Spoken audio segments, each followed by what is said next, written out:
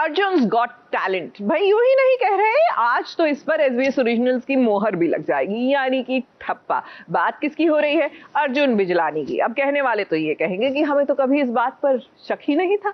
ये मेरा काम नहीं है, आई एम सॉरी, इतना टैलेंट मेरे में नहीं है।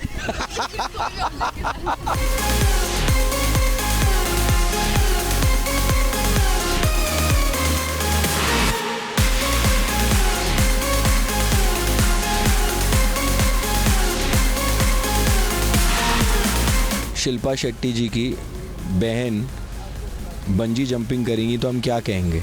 बहन जी जंपिंग। अगर तुम ना होते, अगर तुम ना होते, व्हाट्सअप, अगर तुम ना होते, ये सारी चीज़ें बस हो गई।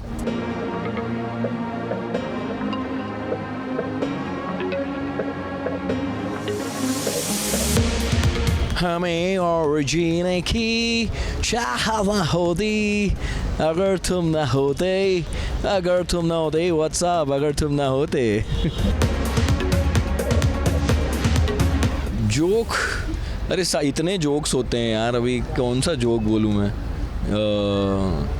मुझे फ़िलहाल सेट पर मुझे मनोज जी और शिल्पा जी का जो चल रहे हैं जोक्स खाने को लेकर, और अभी एक जोक प्रेस कॉन्फ्रेंस में भी हमने बोला था कि अगर शिल्पा शेट्टी जी की बहन बंजी जंपिंग करेंगी तो हम क्या कहेंगे? बहन जी जंपिंग। बहन की बेटी अगर बंजी जंपिंग करेंगे तो क्या कहेंगे? भांजी जंपिंग। सो ऐसे ऐसे जोक्स चलते हैं सेट पर, पीजेस, बट बहुत हंसी आती है और सब लोट पोट हो जाते हैं। बादशाह बाजी भी बहुत, उनका सेंस ऑफ ह्यूमर भी कमाल है, एंड वी एंजॉय इट। ये मेरा काम नहीं है, आई एम सॉरी, इतना टैलेंट मेरे में नहीं है। ये आप इतना मुझे टैलेंटेड ना समझे।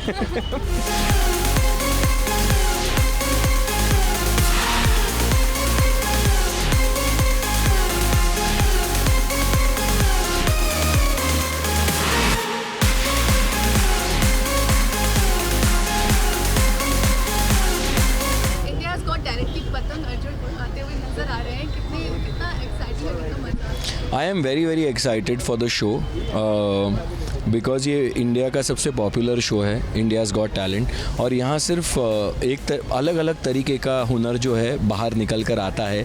पूरे देश भर से लोग आते हैं, ऑडिशन देते हैं और एंटरटेन करने की कोशिश करते हैं और एंटरटेन करते भी हैं। मैं कहूँगा कि इंडियाज़ गॉट टैलेंट में सिलेक्ट होना आसान नहीं है, बिकॉज़ इतना हुनर है इंडिया में, इतना हुनर है इंडिया में, लेकिन वही है, हम कुछ ही लोगों को गाला राउंड तक पहुंचा पाते हैं। बट लोग निराश नहीं होते। कई ऐसे लोगों से मैं मिला हूं जो सालों साल आते रहते हैं, अपने आप को इम्प्रूव करके आते रहते हैं। तो मैं वो जो हौसला है उनका, उसकी सराहना करता हूं कि कमाल है जो आप ऐसा करते हैं। और बिकॉज ऑफ द पैंडेमिक बहुत सारे लोग जो हैं आउट ऑफ वर्क थे, काम नहीं, और तो उन्होंने बहुत पॉलिश किया है अपने टैलेंट को। एक जो जज्बा और एक जो विनिंग स्पिरिट के साथ इस बार जो लोग आए हैं, कई बार आँखों में आंसू आ जाते हैं, कई बार यू फील प्राउड कि इंडिया में क्या कुछ नहीं है, कि हमारे देश में, भारत देश में इतना टैलेंट भरा है। और जब मैं उसे ऐसे लाइव देखता हूँ और उसके पीछे की जो कहानियाँ हैं, उसके पीछे की जो मेहनत है, वो सुनता हूँ, तो मैं भी इंस्पायर हो जाता हूँ कि there is so much more you can do. So Makar Sankranti का मौका है, पतंग उड़ाते हुए आप नजर आ रहे हैं। आपसे जानना चाहेंगे कि मांझे जैसा कौन है आपके फ्रेंड सर्कल में जो कड़क भी है और ढील भी देता है सही वक्त पर? मेरे फ्रेंड सर्कल में कड़क भी है और ढील भी देता है।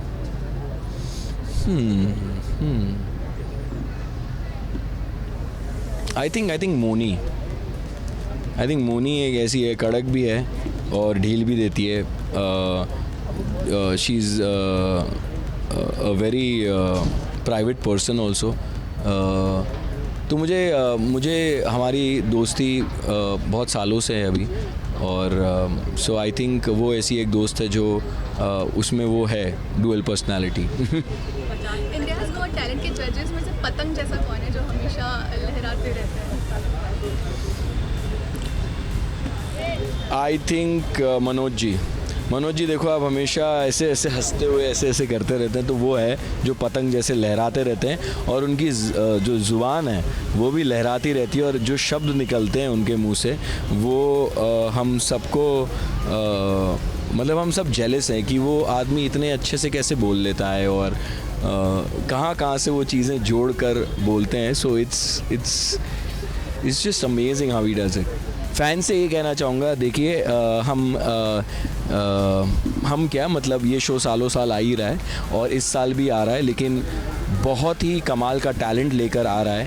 एंड मैं तो बहुत मस्ती करता ही हूँ शो पे, और इस बार जजेस भी हमारे बहुत प्यारे हैं, शिल्पा जी, किरण जी, बादशाह बाजी and Manoj ji.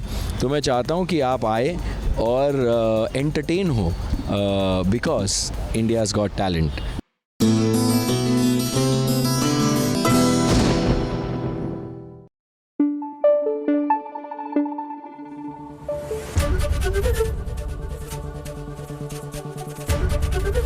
ABP news आपको रखे आगे. वैसे किसी ने सच ही कहा है कि नशे में ना इंसान कभी झूठ नहीं बोलता और दिल की बात जुबान पर आ ही जाती है. तो बड़े अच्छे लगते हैं में कुछ ऐसा ही हो रहा है. प्रिया नशे में धुत आज हाले दिल बयां करने वाली है. Happy birthday to you. Happy birthday, dear Mr. Kapoor. Happy birthday to you.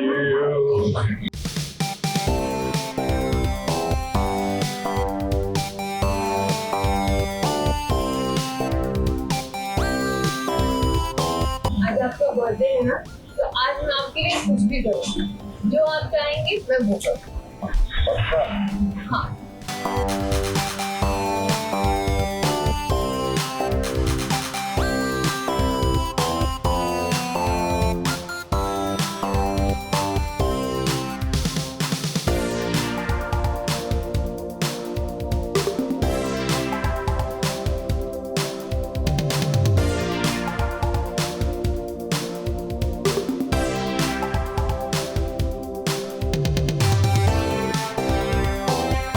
Ram को इस बात का जब एहसास हुआ कि वो प्रिया के साथ अब कुछ ज्यादा ही कर रहा है, फिर क्या जब उसे पता चला कि इतना प्यारा केक प्रिया ने अपने हाथों से बनाया है, तो भला ऐसे में वो कैसे रोक पाता प्रिया के पास जाने से खुद को.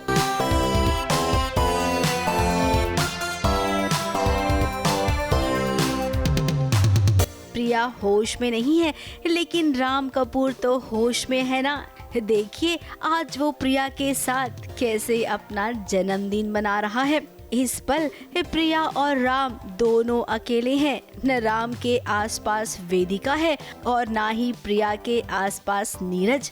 अब ये दोनों साथ हैं तो अपने दिल का हाल भी बयां करेंगे. राम तो प्रिया को वैसे ही पसंद करने लग गए हैं, तो वहीं प्रिया के दिल में भी अब राम के लिए एक खास जगह है. हाँ, वो अलग बात है कि बीच बीच में इन दोनों को कुछ झटके लगते हैं, लेकिन भाई वो सब झटके अब खत्म हो चुके हैं. नशे की हालत में प्रिया ने आज अपनी जिंदगी की कई बातें शेयर की. देखिए राम कपूर से. मेरे बारे में तो कभी किसी ने ऐसा कुछ कहा ही नहीं, तब तक मुझे गलत समझा. सबको लगता है कि मैं पापा का प्यार, उनकी अच्छी बात हो, तो मुझे कभी मिली नहीं. मेरी ना किस्मत में नहीं लिखा. और राम भी तो अब प्रिया को समझते हैं. खैर ये दोनों अभी तो पास हैं, मिलकर केक काटेंगे, लेकिन दूसरे ही पल जब राम को पता चलेगा कि अंजलि से प्रिया अभी भी मिल रही है, वो शुभम को लेकर अब भी कुछ जानना चाहती है, तो भाई फिर बनती बात बिगड़ सकती है. मुंबई से कैमरामैन प्रकाश पाटिल के साथ एबीपी न्यूज़ रिपोर्ट.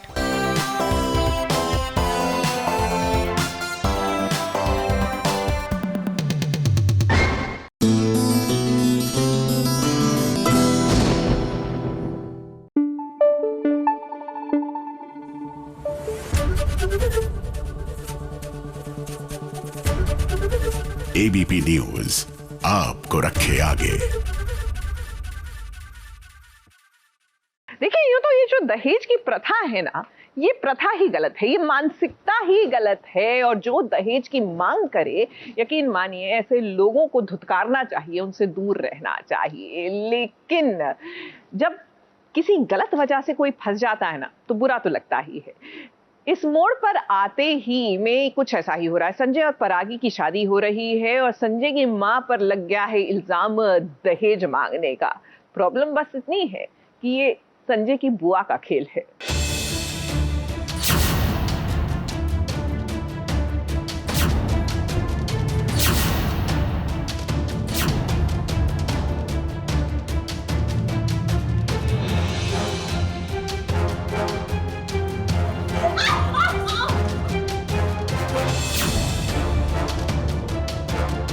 दहेज लेना और दहेज देना ये दोनों कानूनन जुर्म है। शायद इसीलिए जो दहेज लेता है ना, उसकी हालत कुछ ऐसी ही कर देती हैं भोपाल की ये महिलाएं। सुषमा सिर्फ नाम की सुषमा है, नहीं तो इससे भलता और बेकार इंसान कोई नहीं है। शराफत का सिर्फ नाटक और ढोंग करती है दहेज की लालची औरत। इनके खिलाफ कंप्लेन आई है हमारे पास, इन्होंने दहेज लिया है, इसी का यह हश्र है। अब जैसा कि संजय और परागी की शादी हो गई है, परागी के घर से ही पुलिस थाने में किसी ने कंप्लेन कर दी कि भाई संजय के घर वाले तो मोटी रकम ले रहे हैं, भर भर कर दहेज मांग रहे हैं लड़की वालों से। फिर क्या, महिला मंडली आई और देखिए संजय की मम्मी की उन्होंने हालत क्या कर दी। दहेज का झूठा इल्ज़ाम मेरी माँ पे लगाया गया और उस इल्ज़ाम के चक्कर में उनके मुंह पे कालिक पोत दी गई। और उसके बाद जब वो आती हैं तो बहुत ही ज़्यादा ऐसा माहौल, शादी एक्चुअली ख़त्म हो जाती है और तब वो आती हैं और बहुत माहौल एकदम ख़राब हो जाता है। माँ बेटे का एक बहुत ही खूबसूरत सा सीन है, उसके बाद उसके बीच में परागी है और बहुत बड़ा ड्रामा है इस पूरे सीक्वेंस के दरमियान। फिर जो हुआ है बेबी सीन में, उसके बाद परागी is broken, she is in tears क्योंकि उसको लग रहा है संजय उससे दूर जा रहा है, तो ऑब्वियसली ये फीलिंग है और परागी बेचारी टूट चुकी है। अब अपनी माँ की ऐसी हालत देखकर कोई भी बेटा चुप थोड़े बैठ सकता है। संजय भी नाराज हो गया और जरा परागी को देखिए, वो भी तो कह रही है कि उसकी सासू माँ कभी भी ऐसा कर ही नहीं सकती है। आप मेरी सास पर इतना घटिया बेगुनाह इल्जाम लगा कैसे सकती है? अब भाई देखिए, तिलक में तो हमने देखा था कि बुआ जी ने कैसे सिक्कों की मांग की थी, तो कहीं ऐसा तो नहीं है कि संजय और उसके परिवार वालों को पता ही ना हो और पीछे से दहेज की मांग कर ली गई हो। अब कुछ तो गड़बड़ी है जिसका पता परागी को लगाना है। वाली बहन जी, आपकी क्या अकल को भी चश्मा लगाना पड़ेगा। दहेज में जो 101 सोने की गिन्नियां मांगी थी, बड़ी आसानी से भूल गई। अब परागी आप बहू बन गई हैं, तो अब शुरू हो गई आपकी जासूसी वाली नौकरी। पता करने की कोशिश करो कि इन सब के पीछे किसका हाथ है। फिलहाल संजय बहुत दुखी है अपनी माँ को इस कदर देख के, और शायद वो ये शादी छोड़कर चला भी जाए। मुंबई से सुरभि रण सिंह के साथ एबीपी न्यूज रिपोर्ट।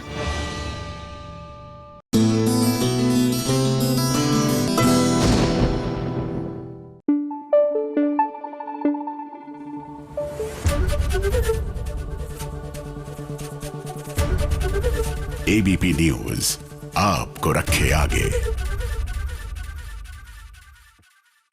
भाई अच्छा कहा जिसने भी कहा, देर आए दुरुस्त आए, और ये बात सीरियल बनाने वालों ने गांठ बांध ली। तभी तो देखिए, देर से ही सही सभी मना रहे हैं लोहड़ी का त्योहार। अब सीरियल मीत में देखिए क्या हो रहा है। मीत की सासू माँ ने दी मानुश्री को लोहड़ी के लिए एक सौगात, मतलब कि नए कपड़े की बेटा लोहड़ी का त्योहार है, नए कपड़े पहन कर आना। लेकिन सासू माँ डोंट माइंड, पहले अपनी बहू रानी को तो दे दीजिए कुछ तोहफा, उसके बाद बाहर वाली को दीजिएगा।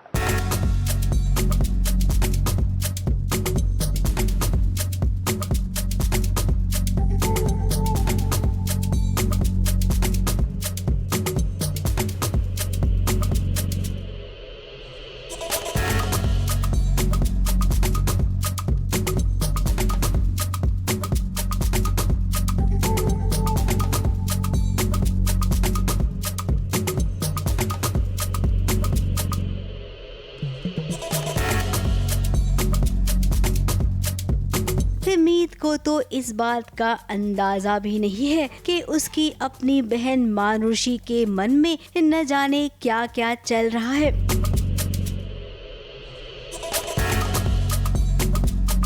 पहले वो बहन के ससुराल में घुस गई और उसके बाद अब वो धीरे धीरे मीत अलावत को भी पाना चाहती है, लेकिन मीत अलावत को पाने से पहले वो पहले अपनी सासू माँ को अपना बनाना चाहती है, जिसमें वो थोड़े हद तक कामयाब भी हो गई है। मानुषी को बस एक ही चीज़ आती थी, फैशन, और मुझे पता चल गया है कि बबीता जी जो हैं उनको बहुत मैं इम्प्रेस कर सकती हूँ, तो उसी डिपार्टमेंट में कर सकती हूँ। और फाइनली मैंने वो अपना तड़का लगाया और बबीता जी को इम्प्रेस किया, and finally she is impressed by. हो भी गई हूँ बहुत ज़्यादा। राइट। देखिए मीत हुडा की सासू माँ को जो आने वाली लोहड़ी के लिए मानुषी को कपड़े दे रही है, तो वहीं मीत भी तो वहीं खड़ी है, उसे तो कुछ नहीं दिया। और तो और मानुषी से वो कह रही है कि मेरे क्लाइंट को साड़ी पहनाने में ज़रा मेरी मदद भी कर दो।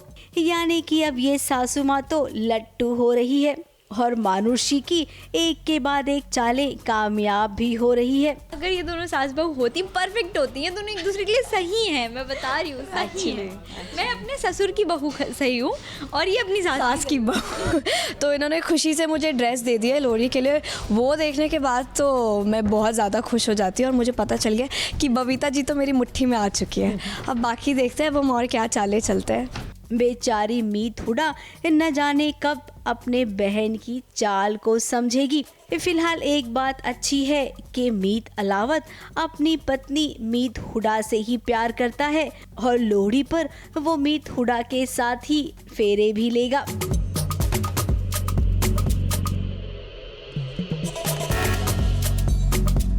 मुंबई से कैमरामैन सुजीत मिश्रा के साथ एबीपी न्यूज़ रिपोर्ट।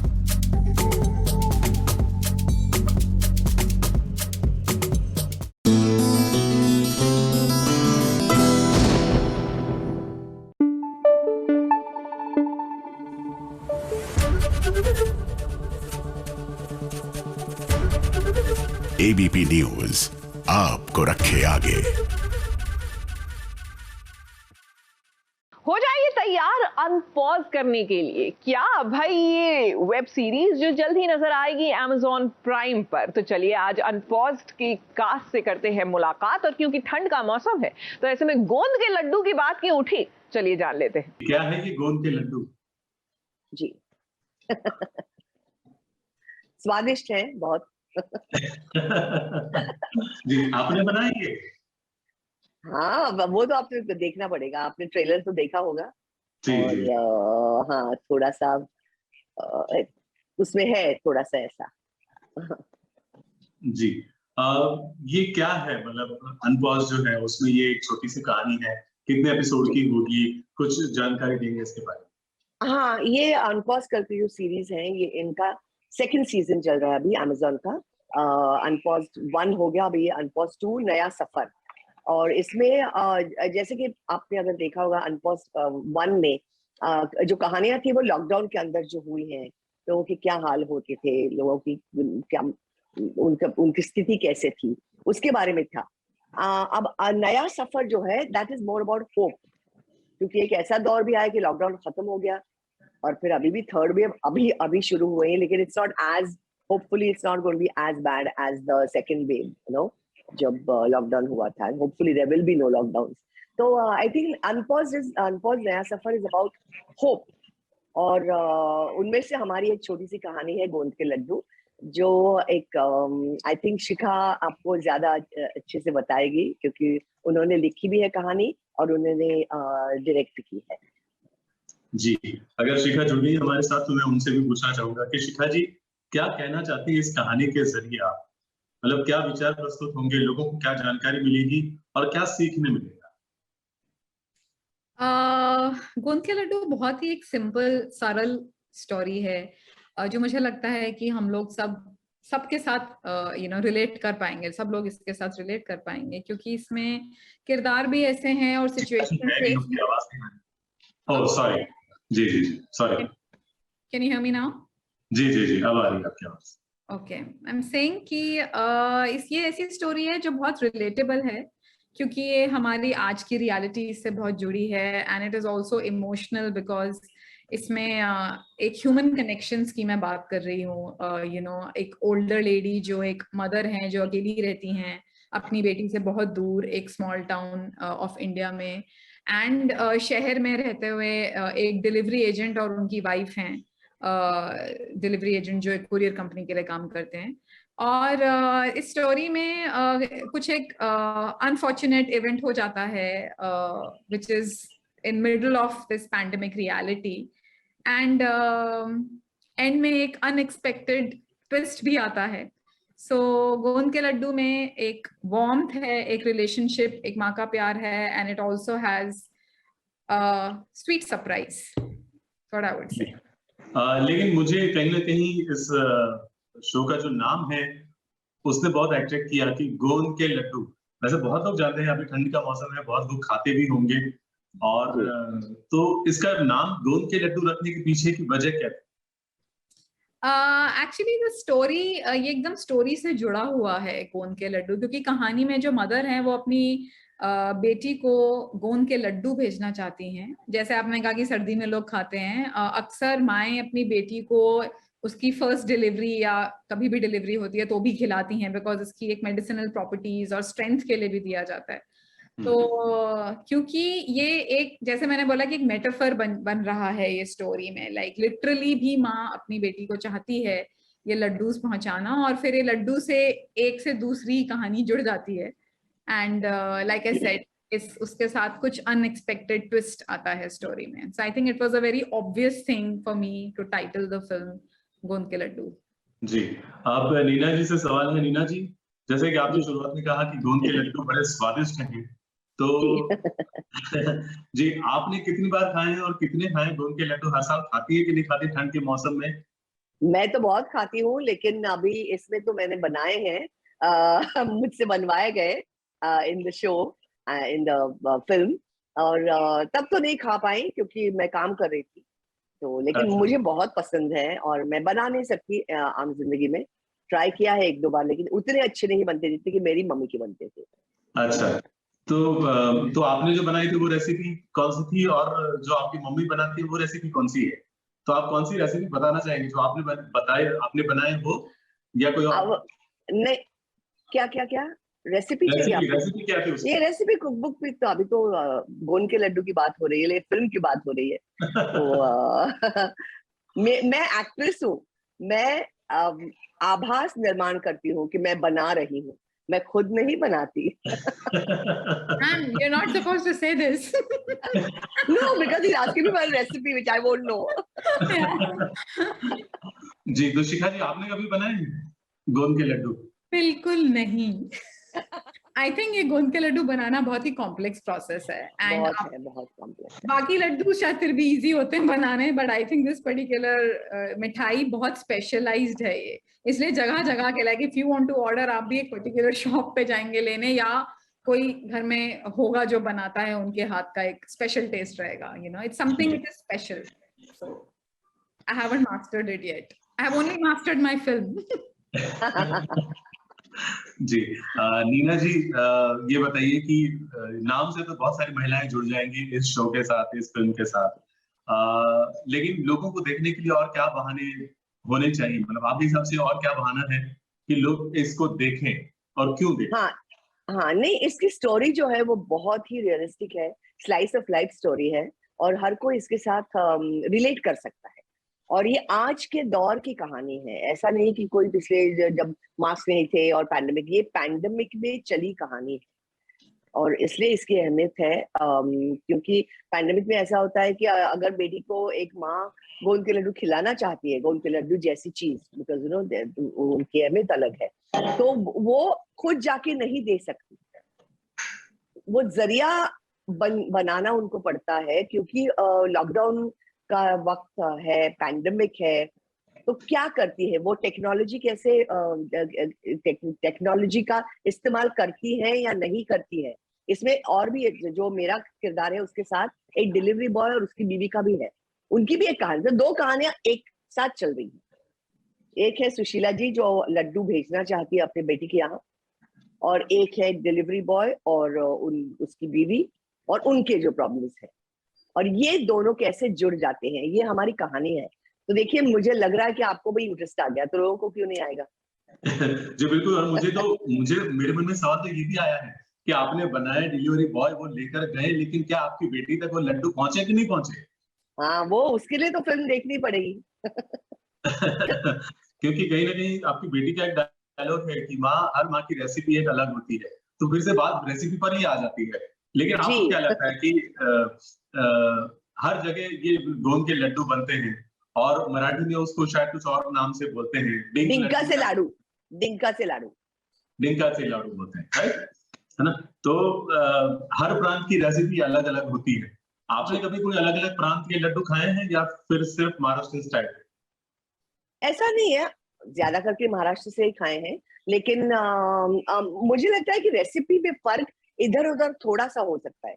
जो कोई जायफल डालेंगे या फिर इलायची डालेंगे या फिर कोई गुड़ के बनाएंगे या फिर कोई शक्कर के बनाएंगे, ये तो डिफरेंस आता ही है डेफिनेटली। लेकिन कुल मिला के तो गोंद तो होता ही है सब में, वो तो कहीं नहीं जाएगा। जी शिखा जी, आप बताएं कि कहानी के हिसाब से आपने कौन कौन से इंग्रेडिएंट्स डाले हैं कहानी में? आई थिंक जैसे मैम भी बोल रही थी, आज की कहानी है, बहुत रिलेटेबल है, और मैंने पहले भी कहा कि इसमें एक एलिमेंट ऑफ इमोशन है, लॉन्गिंग है। अगर आप अपने लव्ड वन से नहीं मिल सकते हैं, उनसे दूर रहते हैं, तो आप कुछ ना कुछ वे में उनसे कनेक्टेड रहना चाहते हैं, तो एक लव एंड लॉन्गिंग तो है ही from the character of Sushila ji that ma'am has played so beautifully. And also इसमें एक अनएक्सपेक्टेड सरप्राइज है। मुझे लगता है कि mostly the story is also about circumventing difficulties. मतलब पैंडेमिक की जिंदगी में हम सबके ऊपर बहुत डिफरेंट टाइप्स की डिफिकल्टीज आई हैं, अपार्ट फ्रॉम हेल्थ रिलेटेड जो सबसे बड़ा मुद्दा है, सर्वाइविंग द पैंडेमिक, बट उसके साथ डे टू डे लाइफ में भी बहुत सारे डिफिकल्टीज लोग एक्सपीरियंस करते हैं। सो वो एक माँ जो अकेली रहती है, उनकी लाइफ में क्या छोटी छोटी डिफिकल्टीज हैं जिनको वो ओवरकम करना चाह रही है, एंड जो पैरेलल स्टोरी चल रही है उनकी क्या जिंदगी, और how will they overcome their difficulties, that comes together in a sweet unexpected way. So ये सब ingredients हैं इसमें। जी वैसे कहानी जैसे आपने कहा कि माँ बेटी के किरदार है इसमें और दोनों के बीच भावनाएं जुड़ी हुई हैं, तो जाहिर सी बात है कि आपने जब कैरेक्टर क्रिएट किए होंगे तब कौन इसको निभाएगा और किस तरह से निभाएगा ये भी आपने सोचा होगा। तो नीना जी को कास्ट करने के पीछे और उनकी बेटी का जो किरदार निभा रही है उनको कास्ट करने के पीछे क्या विचार रहा, क्या सोच रही है और क्या प्रक्रिया रही? जब मैं कहानी लिख रही थी तब तो मैं कास्ट के बारे में नहीं सोच रही थी। मेरा प्रोसेस में mostly I like to finish writing. मैं एक्टर्स सोच के नहीं लिखती हूँ कभी भी स्टोरी या स्क्रिप्ट, बट जब कास्टिंग का प्रोसेस शुरू हुआ तो I was looking at a very interesting personality to play Sushila ji, जो एक वार्म मदर भी हैं, बट उनके अंदर एक स्ट्रेंथ और सेल्फ डिपेंडेंसी भी होनी चाहिए। ये भी एक स्टीरियोटाइप है कि हमेशा हम ओल्डर जनरेशन के लोगों को डिपेंडेंट सोचते हैं, वीक सोचते हैं। सुशीला जी इज नॉट लाइक दैट। वो अकेली रहती हैं और जिंदगी में बहुत कुछ सीख चुकी हैं, और आई थिंक सबसे इंटरेस्टिंग चीज उनमें ये है कि she still has a desire to learn something new. झिझक या और कोई डिफिकल्टी हो सकती है, but she is a person जिनको अपनी जिंदगी का नेक्स्ट चैप्टर खोलना आता है। सो ये फ्लेवर और साथ में कुछ सेंस ऑफ ह्यूमर भी है। you should be able to, कुछ आपके साथ odd awkward होता है तो you should be able to spot it. So ये सब qualities I was thinking of in an actor, and when the minute my sister actually took her name, I was like, wow, perfect. She's my Sushila ji. So जी नीना जी, आपको हमने last mother के character में देखा था इशिता की mummy के रूप में, वो भी साउथ इंडियन एक्सेंट के साथ। जी तो अब तक आपने जो मदर के कैरेक्टर निभाए हैं उससे किस तरह से अलग है ये सुशीला का कैरेक्टर? एक तो मैं कोई भी कैरेक्टर जब करती हूँ तो उन्हें मदर की हैसियत से नहीं देखती। वो एक औरत है जो कि मदर है, ऑल्सो अ मदर। सिर्फ जैसे कि मैं खुद माँ हूँ, एंड ऐसा नहीं कि मैं बाहर जाती हूँ मैं माँ हूँ, नहीं, मैं औरत हूँ जो माँ भी है। तो सुशीला जी के बारे में ऐसा ही मैंने सोचा कि ये एक औरत है जो अकेली रहती है और अपनी बेटी के साथ बहुत जुड़ी हुई है, और वो गोंद के लड्डू बना के देना चाहती है। तो the moment she becomes a human being, मेरे लिए कैरेक्टर रियल होना बहुत जरूरी है। और सुशीला जी का कैरेक्टर लिखा ही है शिखा ने इतना खूबसूरती से, तो मुझे कोई वैसी परेशानी नहीं हुई। और ऑन सेट ऑल्सो काफी डिस्कशन होती थी,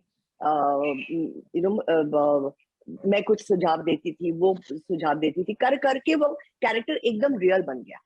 और कैरेक्टर रियल बनना मेरे लिए बहुत बहुत जरूरी होता है, वो इशिता की मम्मी हो या वो साउथ इंडियन हो या उत्तर प्रदेश की हो, कोई भी हो, तो दैट इज इम्पोर्टेंट। तो मैंने मैं 50 साल से काम कर रही हूँ, बहुत सारी माएँ भी के किरदार भी निभाए हैं, और लेकिन हर माँ मेरे लिए अलग है, क्योंकि वो एक औरत अलग है, कोई औरत एक जैसी नहीं होती। तो वो अपना जो औरत होना और फिर माँ होना, उनके हिसाब से कैसा होगा, इसका डेफिनेटली मेरे मन में हमेशा विचार होता है। जी, थैंक यू रीना जी। हम उम्मीद करते हैं कि आपके ये बनाए हुए गोंद के लड्डू लोगों को भाए, पसंद आए, और लोग घर बैठे खाने का जरूर मतलब ट्राई करेंगे, बना कर खाने की। जी yes, thank you so much. Thank you Shikha ji, thanks a lot. Thank you.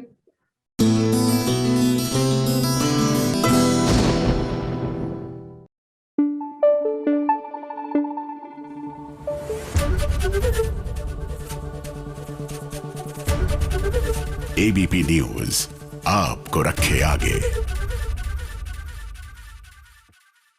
भाई जुम्मा 4 दिन हुए नहीं कि गहना की याददाश्त क्या गई, हमारे आनंद तो फिर से अपने हाथ पीले करने के लिए तैयार हो गए। मेरा मतलब है कि ये तो सगाई करने के लिए तैयार हो गए। एंड गेस व्हाट, मजे की बात तो ये है कि सगाई सेरेमनी में गहना भी मौजूद है।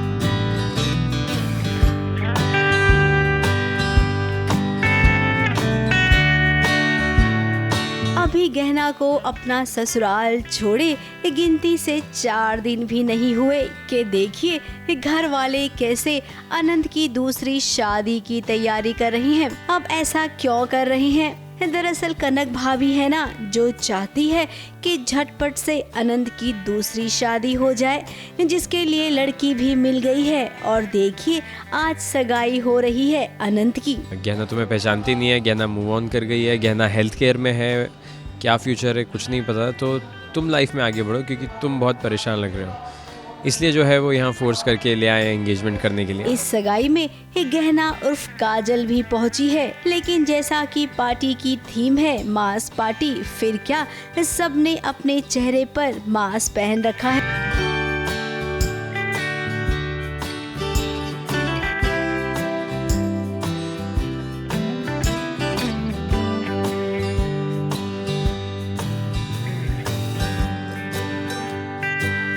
गहना का लुक चेंज हो गया है क्योंकि अब गहना के पास उसकी याददाश्त नहीं है और उन्हें लगता है कि वो काजल है, तो डेफिनेटली नहीं पहचाना जाएगा और इस पूरी पार्टी में भी पहचाना नहीं जाता।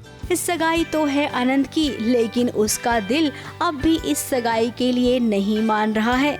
जब वो अपनी होने वाली मंगेतर के साथ डांस कर रहा था, तब भी सपने में उसे गहना ही नजर आ रही थी।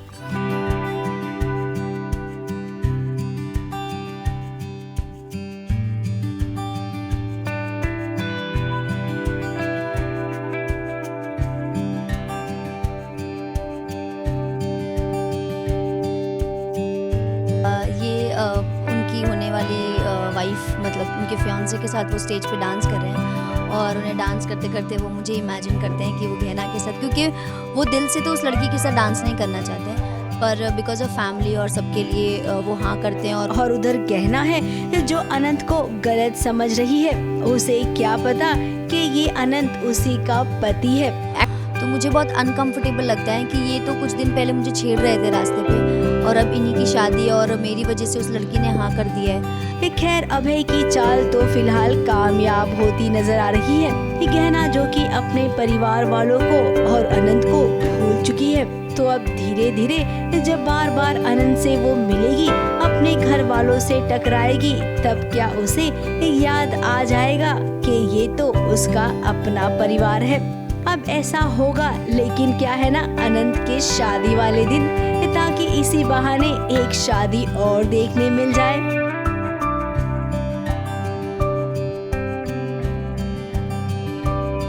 मुंबई से कैमरामैन सुजीत मिश्रा के साथ एबीपी न्यूज रिपोर्ट।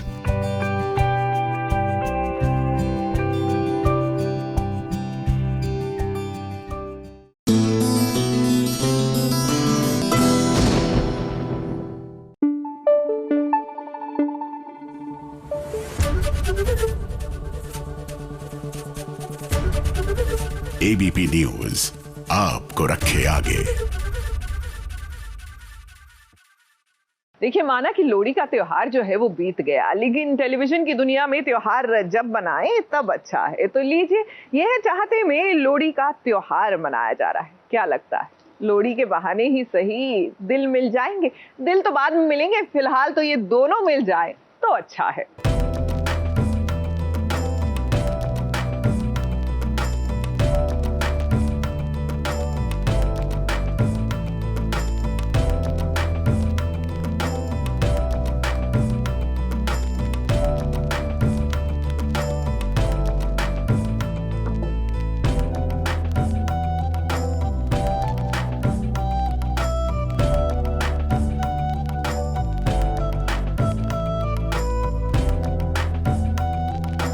और जहां प्रिशा अपने गांव वालों के साथ लोहड़ी का सेलिब्रेशन कर रही है, तो वहीं दूसरी ओर रुद्राक्ष के साथ कुछ ऐसा होगा जिसे लेकर रुद्राक्ष की जान पर बनाएगी। हाँ, इस बार मैं सोच रहा हूँ क्यों ना रुद्राक्ष खुराना को कोशिश करूँ कि लाइफ से मतलब कि मुक्ति दे दूँ, उसे अपने रास्ते से हटा दूँ हमेशा के लिए। तो फिर प्रिशा के पास कोई ऑप्शन नहीं बचेगा और फिर उसे युवराज के पास ही आना पड़ेगा। अब लोहड़ी के पास खड़ी होकर प्रिशा तो यही कामना कर रही है कि उसका रुद्राक्ष सही सलामत हो, लेकिन वो सही सलामत हुआ तो भाई बात कैसे बनेगी? इसीलिए तो बात को बिगड़ना जरूरी है। मैं तो वहीं हूँ जहाँ पिछले ऑलमोस्ट 1 महीने से हूँ, एक बान में, एक स्टोर रूम में हूँ। और वहाँ मेरी एक नई में मुझे एक प्यारी सी गुड़िया मिली है, रूही, जिसके साथ मेरा एक अलग बॉन्ड बन गया है। और ये देखिए, रुद्राक्ष कर रहा था किसी का इंतजार, जिसका इंतजार कर रहा था वो तो नहीं आया। युवराज आ गया सरपंच को लेकर, जहाँ पर हमला हुआ रुद्राक्ष पर।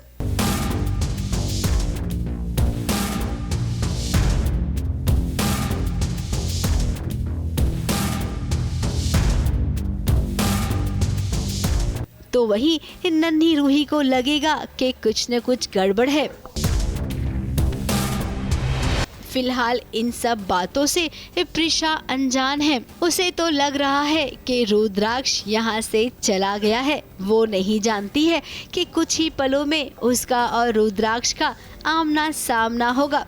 मुंबई से रोजेला फर्नांडिस के साथ एबीपी न्यूज रिपोर्ट।